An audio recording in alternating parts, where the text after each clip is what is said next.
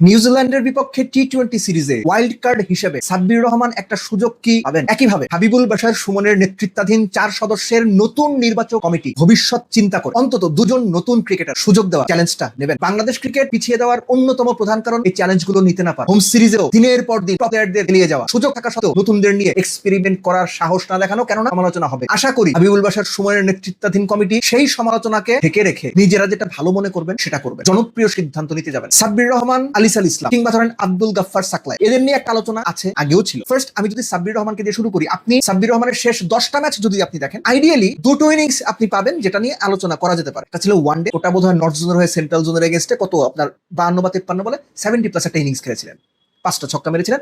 আর BPL এ 16 বলে 25 রানের একটা ইনিংস খেলেছিলেন। সাব্বিরের যে বিষয়টা, 34 বছর বয়স, তার যে অধারাবাহিকতা, ইনফ্যাক্ট বাংলাদেশের বেশিরভাগই তো অধারাবাহিক, কিন্তু যে ওয়াইল্ড কার্ড হিসেবে চিন্তা করা, সেটা নির্বাচক কমিটি করবেন কিনা এটা তাদের কল। তবে এই মুহূর্তে, এর আগে আমি বলেছিলাম যে সাব্বির যদি পারফর্ম না করেন, কোথাও যদি ভালো না করেন, তাকে কেন দলে আনবে? আমি এখনো সেই কথাই বলছি। কোথাও যদি তিনি পারফর্ম বা ধারাবাহিকভাবে পারফর্ম না করেন, তাকে আপনি টি-20 দলে বা যে কোনো ন্যাশনাল টিমে কেন আনবেন? Very unlikely. একই সাথে নির্বাচকরা এজন্যই বলছে যে একটা ওয়াইল্ড কার্ড খেলা, চান্সটা নেওয়া যায় কিনা, নির্বাচকরা যদি ভাবেন, আমি তাতে কোনো দোষ দেখি না।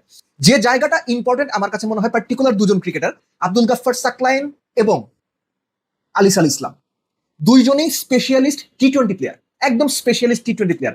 আলিসের ব্যাপারটা একটুখানি স্পেশাল এই জন্য, বাংলাদেশে মিস্ট্রি স্পিনার বলতে আমরা যেটা বুঝি বা স্বাভাবিকভাবে দেখে থাকি, আলিস ছাড়া কেউ নাই।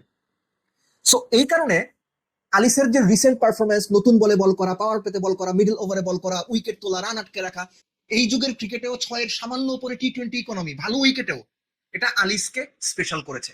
এর আগে জাতীয় দলের সুযোগ পেয়েছিলেন, ইনজুরির কারণে সেই সুযোগটা কাজে লাগাতে পারেননি, খেলতেই পারেননি।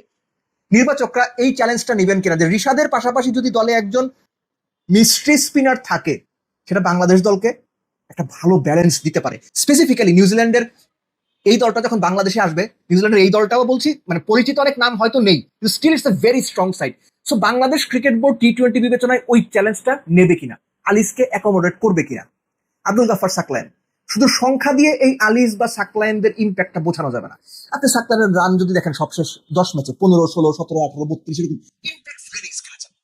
সবশেষ 10 টি-20 বোধহয় সাকলাইন 13 উইকেট পেয়েছেন, কিন্তু সাকলাইনের যে ভ্যারিয়েশন, সাকলাইনের যে অপোনেন্টকে আটকে রাখার সামর্থ্য, সাকলাইনকে অনায়াসেই যে 4 ছক্কা মারা যায় না, সাকলাইনকে চাইলেই যে একেবারে 20-22 তোলা যায় না, এটা সাকলাইন প্রমাণ করেছেন, অন্তত ডোমেস্টিকে বিভিন্ন সময়। সো নিউজিল্যান্ডের বিপক্ষে এই সিরিজটা আমার মনে হয় যে হাবিবুল বাশার সুমনের নেতৃত্বাধীন কমিটির জন্য একটা চমৎকার সুযোগ সামনে আসছে, যে তাদের যে ভিশনটা, নাদিফ চৌধুরী কিংবা নাইম ভাই, নাইম ইসলাম, তারা তো মোটামুটি রিসেন্ট টাইমেই ক্রিকেটটা ছেড়েছেন, তারা ক্রিকেটটা নতুন ভাবেই খেলেছেন, নিজেরাই খেলেছেন।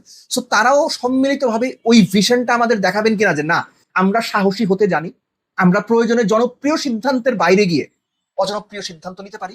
একই সঙ্গে হাই হাই হেরে গেলে কি হবে, দর্শক সমালোচনা করবে, মিডিয়া তো শোয়াই দেবে, ধুয়ে দেবে, এই চিন্তাকে একদম উড়িয়ে দিয়ে বাংলাদেশ ক্রিকেটের জন্য ভিশনারি একটা সেট নিয়ে যদি তারা কাজ করতে পারেন, অন্তত আমি তাদের বাহবা দেব।